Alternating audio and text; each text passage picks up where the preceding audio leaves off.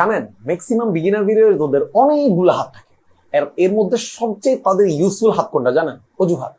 তারা খুব ভালোভাবে অজুহাত দিতে জানে। আপনি যখনই তাদেরকে প্র্যাকটিস করতে বলবেন, কিছু সুন্দর সুন্দর এডিটিং করতে বলবেন, ওরা বলবে যে ভাই আমি কিভাবে করব, আমার তো র ফুটেজ নাই, আমাকে কেউ র ফুটেজ দেয় না।